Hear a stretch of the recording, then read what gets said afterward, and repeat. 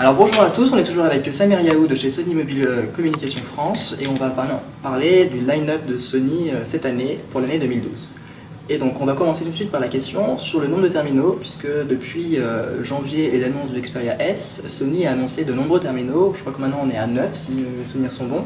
Donc est-ce que tu peux nous en dire un peu plus sur les 9 terminaux et notamment sur la différenciation entre chaque produit pour les consommateurs?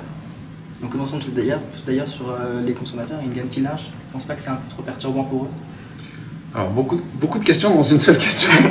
Alors je vais essayer d'y répondre de manière synthétique. Donc, notre offre produit cette année s'articule autour de 3 produits qui sont clés pour nous, en tout cas pour le premier semestre. Donc ces produits-là, ce sont le Xperia S, le Xperia P et le Xperia U, qui sont les 3 produits qui marquent l'arrivée de Sony sur le marché des smartphones. Ensuite, on a un certain nombre de produits qui viennent adresser des besoins comme le Xperia Miro, le Xperia Tipo et également le Xperia Go, qui sont des produits qui sont là pour compléter une gamme en fait, de produits qui eux sont emblématiques pour Sony. Donc avec le Xperia Go, le Xperia Miro et le Xperia Tipo, on est plus sur des produits, on va dire, qui vont targeter des cibles plutôt primo-accédants. Et alors que pour nous en termes de communication, en termes de marque, en termes d'investissement, les produits Xperia S, Xperia P, Xperia U sont des produits fondamentaux. D'accord. Et donc si tu nous expliquais un peu le produit qui va à quel consommateur, ça donnerait quoi pour le S, P? Alors en fait, le Xperia S est un produit avec grand écran, processeur double cœur, énormément de mémoire. Donc voilà, on voit plus ce produit s'adresser, j'ai pas envie de parler de geek, mais on va dire à une personne haut de gamme. Voilà, c'est un téléphone haut de gamme, c'est un téléphone qui s'adresse à une cible qui est à l'aise avec la technologie, qui est à l'aise avec le monde des smartphones.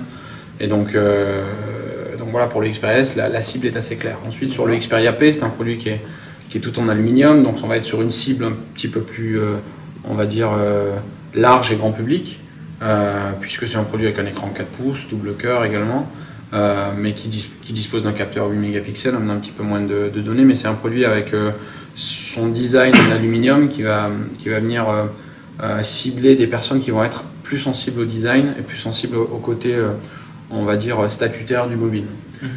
Enfin, le Xperia U est un produit avec un écran plus petit, on est sur du 3 pouces 5, on est également sur du double cœur, il y a un certain nombre de spécifications qui sont, on va dire, hygiéniques pour la cible des smartphones, mais là on est sur un smartphone qui va cibler des personnes qui seront plus sensibles au côté, on va dire, design, puisque ce produit on va pouvoir le personnaliser. Vous avez la barre, la fameuse barre transparente, pardon, qui va pouvoir changer de couleur. Donc voilà, c'est plus un accessoire, on va dire, qu'on va pouvoir customiser tous les jours qu'un simple smartphone.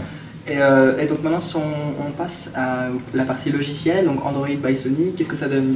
Vous ajoutez des logiciels Alors depuis toujours, Sony Ericsson par le passé, Sony Mobile depuis le début de l'année, a énormément investi dans toutes ces petites applications et toutes ces petites interfaces qui vont permettre d'améliorer, on va dire, l'expérience utilisateur, que ce soit l'intégration de Facebook dans Android, que ce soit l'application Album, l'application Film et l'application Walkman, donc qui est le nouveau lecteur de musique que je vous ai présenté tout à l'heure sur le Xperia Ion.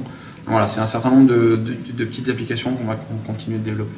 D'accord. Passons maintenant aux mises à jour. Donc, vous avez une partie de votre gamme qui commence maintenant à être sur Ice Cream Sandwich. Il y a Jelly Bean qui a été annoncé. Vous avez des idées sur quand est-ce qu'arriveront les mises à jour et si elles arriveront sur tous les terminaux de la gamme 2012 ou comment ça va se passer? Pour le moment, je ne peux rien vous communiquer de précis. Ce que je sais, c'est qu'on aime bien communiquer des choses assez précises, puisque effectivement, vos lecteurs et tous les utilisateurs de smartphones en général sont très sensibles à ce point de détail qui n'en est pas, un, puisque effectivement avec toutes ces mises à jour, on va pouvoir avoir de nouvelles fonctionnalités. Donc au même titre qu'entre 2011 et 2012, on a énormément investi pour pour avoir la dernière version d'Android possible sur le plus grand nombre de terminaux. On va investir, on est en train de récupérer, donc on est en train de travailler sur la version de Jelly Bean. Donc on vous communiquera des dates et des produits plus précisément.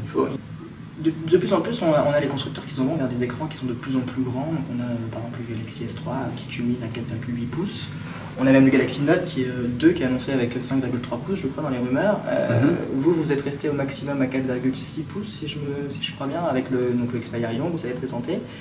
Vous avez des plans pour aller encore plus dans la grandeur? Est-ce que vous pensez que c'est justifié ou quelle est votre position en tant que Sony sur la taille des écrans de plus en plus grande? Alors je peux vous répondre de plusieurs manières. La première des choses, je vous dirais qu'aujourd'hui le smartphone le plus vendu peut-être sur le marché français est peut-être un écran 3,5 pouces.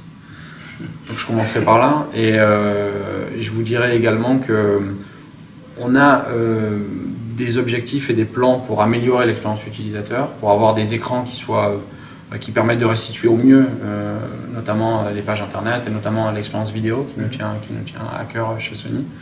Et donc pour le moment on est à 4 pouces 6 effectivement sur cette année, sur ce second semestre. Je peux rien vous dévoiler pour le moment, mais on étudie, en tout cas l'une de nos priorités c'est vraiment d'essayer d'avoir un écran qui soit adapté en termes d'utilisation et qui soit le plus à même d'avoir une expérience utilisateur qui soit la plus confortable. En tout cas, merci Samir pour cette présentation des informations sur Sony dans les mois à venir et on se retrouve très rapidement pour d'autres vidéos sur les accessoires et les logiciels. Merci à vous.